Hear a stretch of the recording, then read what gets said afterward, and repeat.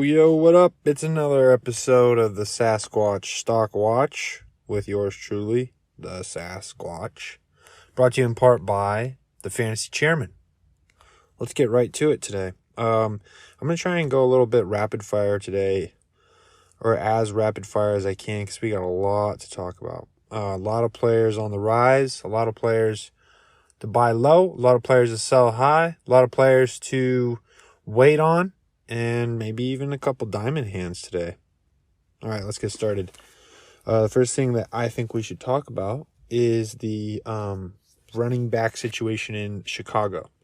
So, for the most part, I think that the injury to Montgomery was, it looked pretty bad, but I don't think it's season ending. It looks like Emmanuel Williams is the guy, though. He looked actually not too bad when he stepped in. So hopefully Fields or Dalton, whoever it is, can get the chains moving a little bit. You might want to pass it to Allen Robinson more. That should help. But regardless, who knows? I mean, what do I know? Emmanuel Williams is probably going to be toting the rock pretty heavily for the next few weeks. So I'd pick him up. He's definitely a buy low if you can get him. He's definitely like a 3-week rental. And he looked good. Moving on, it sounded like Gronk has multiple broken ribs, and one of them actually punctured a lung. So that's not good. That's probably at least a couple more weeks. At least a week, I would think. Probably a couple more weeks. So that rain-out game last night, I don't really know how much you can take any of that and then put it into, well, let's see what next week's going to look like. No, I think that was just a knockout, drag out, knife fight in the mud. And so I think that Cameron Brate is a guy that you should pick up, even though he got like 2 targets or 1 target. I think that it's Cameron Brate over O.J. Howard at this point. I think O.J. Howard's still just kind of trying to understand how to play tight end in the NFL. So Cameron Brate, he's a buy low. Pick him up if you can. The Baltimore running back situation. It looks like Latavius Murray is taking over. Le'Veon Bell looked just, again, he looked like a pizza. And Devontae Freeman, I didn't see anything either, and it looks like Latavius is he looks pretty good. I think he was the only one in game shape anyway in the last 2 weeks, and John Harbaugh likes him. So, I mean, I think it's Murray moving forward. They scratched Tyson Williams last week to give Le'Veon a look. And what everyone saw was just a guy that stood up straight and ate pizza for the whole last year. So, I mean, I think that Tyson comes back, but I think Latavius totes the rock a little bit more than Tyson. And it might depend on the game script in the week. Don't quote me. So, anyway, Le'Veon Bell, it's not happening. Dawson Knox, what? Apparently Stonehands can catch because he caught 2 touchdowns last weekend.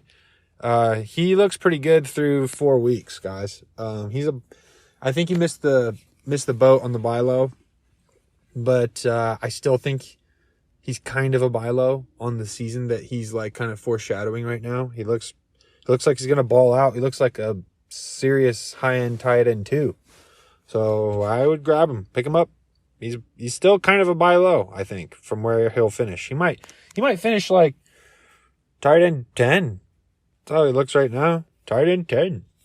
Moving on. Jamison Crowder is back, and he is filling right into where he left. So, if you can snatch him, then snatch him. I don't think no, after yesterday, I don't think he's a buy low.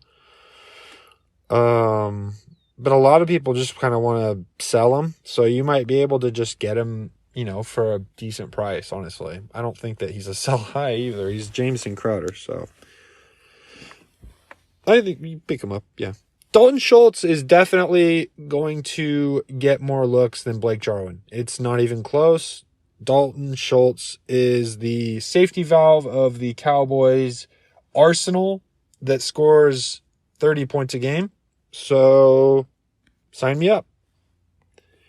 Cordero Patterson, running back 1, wide receiver 1, undisputed. What world are we living in? I don't understand how this happened, but apparently Cordero is a baller, dude. I saw that, what was that, back of the end zone, jump pass that he had. That was a good catch. And then that run, that he had from 12 yards out, he shook off like 5 guys. I mean, he looks legit. I was in the text thread the other day. Everyone was like, how is this happening? And I was like, honestly, if you think about it, he looks right now, he's playing like a tall Jamal Charles. What world are we living in? But I love it. I mean, the Falcons are broken, so I love this guy just balling out. It's great. AJ Green, sell high. Take my word for it. Christian Kirk's way better, and they want to develop him. AJ Green's just kind of a guy he's like Mick Jagger on the final tour, again and again and again. So I think that you're picking up Christian Kirk. He's the guy you want. He's got the legs. He's got the long balls. He's the guy you want outside of DeAndre on the passing team. Sam Darnold. Whoa. Apparently he's a rushing threat. Look out. No, I'm just kidding. Well, actually, I mean, no, I'm not. I mean, he has like 4 rushing touchdowns. He has more rushing touchdowns than Kyler Murray right now. But take that with a grain of salt. I think he's just playing the odds, especially when CMC was on the field. He was just, the whole team was following CMC when he was like doing goal line QB reads. So, but I still think Sam's playing great. So pick him up if you can. If you want like a second quarterback in a 1 QB league, I would pick him up. And if you're in a super flex, I might have missed a boat on that a little bit. Yeah, you probably missed a boat. So, pick him up in the QB1 with a second guy, maybe for bye weeks. Bye weeks are coming up, guys. They're coming up. Kenneth Gainwell. Well, it hurts to say, but it looks like he's going to get more work in that offense than Miles Sanders, which makes no sense to me. Because Miles Sanders is actually pretty good. When he first came into the league, they were calling him like baby Saquon. So I don't know. But I don't really know what that offense in Philadelphia is doing as a whole. They look like just totally discombobulated. Miles Sanders, like 1 week, is just looking great and running the ball awesome. And then the next week, he's completely stacked up. So I have no idea what that offense is doing, but I do know that Miles Sanders is actually pretty good. Kenneth Gainwell looks like he can catch the ball really well. So, I mean, if they're going to be consistently playing behind like yesterday, then snatch up Gainwell if you can. Randall Cobb. Sell. Get him out. Get him out quick. Get a Jamison Crowder for him. I mean, honestly. Sell. Need I say more?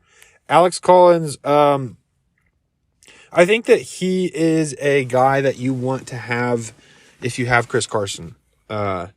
He looks great. He runs great. The Hawks have always liked him. I think that if Carson goes down, he's the guy. Rashad Penny is like just gingerly, just like he's just floating away, sadly enough.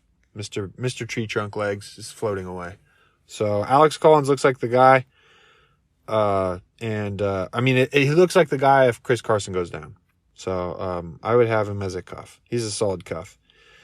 I was wrong about James Conner. Apparently, he is going to be a goal line back, and he's just going to vulture all the touchdowns from Chase Edmonds, which sucks, but in fantasy football, sometimes you got to bite the bullet, bite your lip, and say, I was wrong, and then switch it up. And right now, I was wrong. So go ahead and pick up your James Conner if you want a flex, if you have a Edmonds cuff, because he definitely would ball out if Edmonds goes down. I think in that offense, I think so. I mean, he can catch the ball a little bit, so go ahead and grab him. If he's on another team, I don't really know what you'll trade him for because he's actually like an RB2 right now, and his last 2 weeks have been like 18 points plus. So I don't even know what the value is of a guy that just literally vultures touchdowns, but that's basically what I think he's had like 4 touchdowns in the last 2 weeks, just within the 4-yard line. So Darnell Mooney coming out party. Woohoo! Way to go, Darnell. Yeah. I mean, if they can get him the ball, then great, because he is fast. He makes quick cuts. And he's got that post route pretty much locked in. So if you can grab him, go ahead and grab him. If you want to sell him right now, I don't think you can actually have too much to barter with, because what is that? What did I say? 1 is spontaneous, 2 is a coincidence, 3 times is a trend. So his last games before that game, like week 3, he had a fantasy point total in half PPR of 1.9. So yeah, you might want to just kind of let your coal turn into diamonds on that one. Maybe a couple more games. Let's talk about the San Francisco 49ers as a whole. Their whole offense right now is in a flux, because it's changing from a pocket quarterback in Jimmy Garoppolo to a rookie that likes to run. And he doesn't, like, I'm not saying scrambling. I'm saying like they're going to fit run plays in for him. So, I don't know. I didn't hate what I saw. I mean, obviously there was that Debo play, which looked great, but I don't know with Trey Lance. He looks awesome for Dynasty. I mean, he's an obvious, like, he's just amazing for Dynasty, but for redraft, I don't even think he's on rosters right now if I'm you. Why don't you just let him play this next game and see what happens? Because now they're going to write a script for him. He's going to practice all week with Garoppolo's calf all messed up. He's going to be the guy from Monday all the way to Sunday. So I would just let him. Let's just see what he does this week. I wouldn't even pick him up, though. If you have him, I guess just hold on to him. Maybe you're in a deep league, but if you don't have him, you don't have to pick him up. Because in a 12-team, 1 QB league, I don't see him starting over guys like you're not going to put him in over Kirk Cousins. I mean, yeah, Kirk didn't have a great game last week, but he's still a baller. I don't even think you're putting him in over Derek Carr right now. So just let him play another game. We'll see what happens. Okay. Timmy P is pretty solid. Timmy P is pretty consistent, and he had his worst game of the year last week at 7 points and a half PPR. 7 points is his worst game of the year. So at this point, he's like a Greg Ward of 2020. It's like, no, I don't believe it. Week 2. No, I still don't believe it. Week 3. Nope. I can't do it. No, I don't believe it. So it's like, eventually you got to be a guy that's either on board or not, because he's looking like he's just missed your consistency on that offense. Go ahead and snatch him up if you can. If you're trying to sell him, it's going to be a really, really hard sell. Again, ask anyone trying to sell Greg Ward in 2020. Everyone's like, nah, I don't believe it. Like, they're all just going to short side you so hard. So just hang on to him and throw him in your flex. He's balling out, man. He's like a Denver Jacoby Myers at this point. J.J. Taylor fumbled the ball. J.J. Taylor hits the bench. I think the only running back to trust next week is Damian Harris. Ramondre. They might start giving him a few more looks, but J.J. Taylor was like the guy that, oh no, he's going to take everyone looks because everyone fumbled, and now he's going to get like 30 carries in a game. Well, J.J. Taylor fumbled too now, and Damian Harris didn't. And in Bill Belichick's world, and Damian Harris actually had a pretty good game. I think that rushing-wise, the Patriots were held under 10 yards rushing. But all told, for that rain-out game, Damian Harris actually still had a pretty solid game helping Mac move the chains. So, yeah, I think Damian Harris. And you're not really going to... If you're going to try and buy Damian Harris right now, you're not going to get him for like a cheap price or anything. So, if you have Damian, start him next week. And let me know how that goes. If he does really bad, let me know. Guess who we get to watch next weekend? Hopefully. Oh, man, I'm crossing my fingers. I'm so excited. Josh Gordon is back, baby. I'm so excited. Man, he's going to be like the I hope he gets looks. I hope that they just say, DeMarcus, you've had your time. Mr. Pringle, go eat a Pringle. It is Josh Gordon time, baby. Let him do his thing. So I'm really excited to see him next weekend. Hopefully they give him some looks, at least give him some run, and get him on the field. Yes, awesome. And then looks like, the Bills aren't going to blow people out every week. And the last 2 weeks they have, and Emmanuel Sanders has really benefited from that. If it's me, if someone's going to buy Emmanuel Sanders from you for a high-end wide receiver 2 price, sell him, okay? Because honestly, he's a high-end wide receiver 3. He's a low-end wide receiver 2. I could see him finishing at like wide receiver 26, wide receiver 30 on the year. And right now he's at like he's gonna be pushing like low end wide receiver 1 with yesterday's stats on top of the 26-point game the game before. So yeah, I'm selling him. Big time sell. And then moving on, the running back situation in San Francisco did not open up.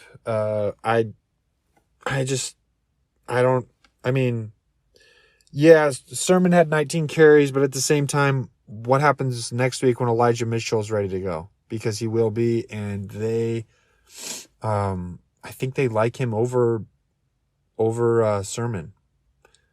Just to kind of check everything here, the Seahawks have been giving up more rushing yards than most of the league. I want to say they're bottom 5 in rush defense right now. So, like 89 yards on 19 carries, that's actually not that great on one of the worst rush defenses in the league. That's like that's all you can get against them type of thing. And it hurts to say even too, because Bob Wagner plays like 3 people. But hey, I see Elijah Mitchell coming back and getting most of the work. So if you want, but I don't see Trey Sermon as a sell. Because, if Elijah goes down, then Trey Sermon is in a potent rushing offense. And he is like he's featured. So, yeah, I don't think he's a guy that's anything. He might, you know what? He's a diamond hands. Hold on to him and diamond up with Trey Sermon. He's a diamond hands, okay? Mr. Diamond Hands. Even after last week with 19 carries and 89 yards, Trey Sermon, diamond hands. Because he's good. He is good. What the John Ross? He's still fast. He's literally, his contract, I want to say he's making like $1 million or $2 million on this year from the Giants, and he already has been on injured reserve. And then he comes off injured reserve and catches a 56-yard touchdown as his first Giants franchise catch. So, I don't think that he's anything fantasy relatable right now. I think he's just fun to watch. So, please don't go pick him up and start him unless you're in some sort of War Room 20-team league and he's your flex. So, yeah, but he's fun to watch though, because he runs like a 4.28, and he's still. Yesterday when he ran that, when he just like burnt everyone. And you know what? If you watch that game, like if you were watching that game consistently, he was opening up passing lanes for the rest of the wide receivers. So I think he's going to be on the field, like just running, like he's just going to be sprinting. He's just going to be trying to burn safeties for 80% of the plays that the Giants run. So, and I think every once in a while they throw it to him, probably like 2 or 3 bombs a game to him. So I don't know. I'm holding on not doing anything with him, but he looked good. He looked fast still. Okay, so Alexander Madison, he's a guy you need on your team. If you have Dalvin Cook, you need Madison. You need him on your bench, because the ankle injury, fool me once. This is a fool me once, fool me twice kind of situation, because Dalvin was like, not that, I'm travel with the team. You didn't get told he's not playing until the very last minute. Oh, then I'm good to go. Limited, full practice, and then I retweak it. So if you retweaked it, then it wasn't fully healed. And the reports were saying that he was telling people before the game, expect Dalvin Cook. So I think he's trying to push it. I think that Alexander Madison is a guy you need to cuff. Okay? You need him if you have Dalvin Cook. So if you need to sell an Emmanuel Sanders for Alexander Madison, and you really, I mean, like if you're, I would go do it. I would honestly just do it, because if Cook goes down, he's one of the one handcuffs that immediately comes into RB1 talk. I mean, you saw him when they played the Seahawks. And again, it's the Seahawks. But he wasn't just rushing the ball. He was catching the ball. He looked good. He looked dynamic. He looked like Mike Davis when CMC went down last year. So, cuff him.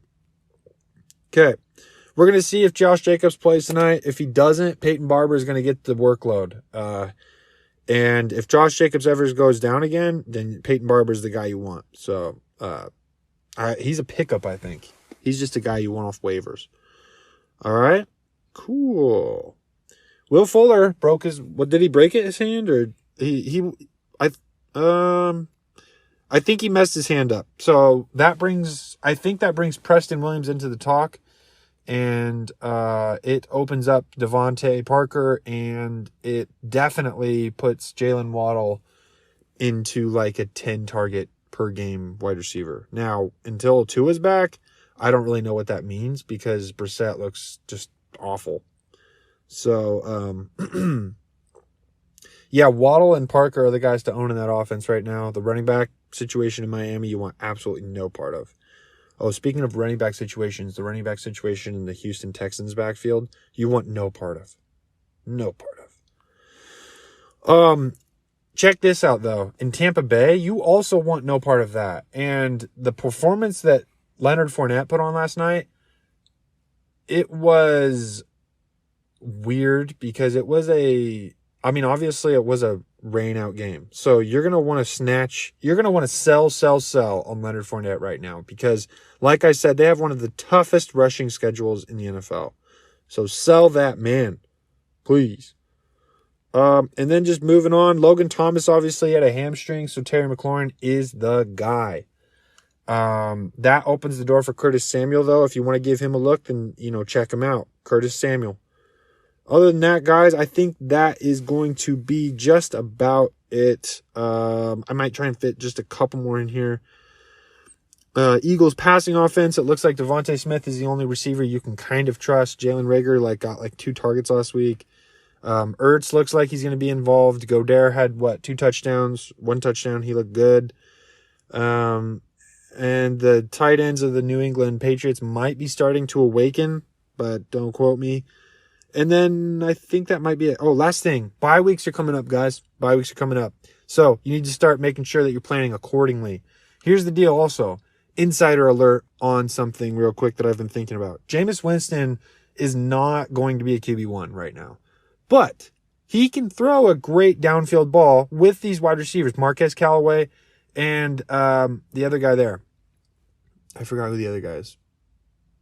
Doesn't matter. He's also kind of a deep threat guy. He's not like a traditional wide receiver. So, MT's coming back in October 17th, I think. I think he's coming back week 7. And we are officially, after today, or whatever day this is, after Monday, we are in week 5. So, I think, honestly, I'm calling this out right now. For bye weeks, Jameis Winston, when MT comes back, I don't think there's any way he's not going to be a QB1, because when MT comes back, that's 10 catches, 100 yards, 1 touchdown every game. He might take a game or 2, but I think he comes right back. So if that's the case, then that really opens up the downfield ball, and that also opens up Alvin Kamara again. So I think he might be a QB1 once MT comes back and opens things up. So if you want, pick him up right now and stash him. Or if you are looking like you're going to be a guy that is like going in, you might make a push for the championship, maybe trade like a high-end quarterback right now for a Jameis Winston and, a package with Winston. Like maybe your running back needy or your wide receiver needy. Maybe try and make that trade. Okay, that is it, though, for today, guys. That's the Sasquatch Stock Watch. Have a great day. I will see you next week. Peace.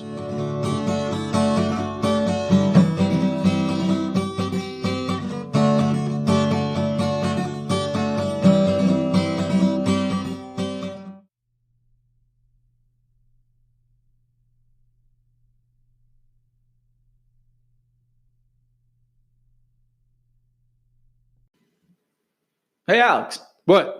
So when you're on a boat and you're on like a rocky ocean, and you're drifting out to sea, what's the best way to keep your boat like sturdy and just staying still? Oars?